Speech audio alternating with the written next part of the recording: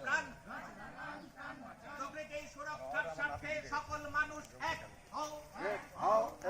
প্রকৃতির সুরক্ষার স্বার্থে সকল মানুষ এক হও। বন্যা, ধস, ভূমিকম্প প্রতিরোধে সমস্ত মানুষ এক হও। পরিবেশ সুরক্ষার স্বার্থে বন্যা, ধস, ভূমিকম্প প্রতিরোধে সমস্ত মানুষ এক হও।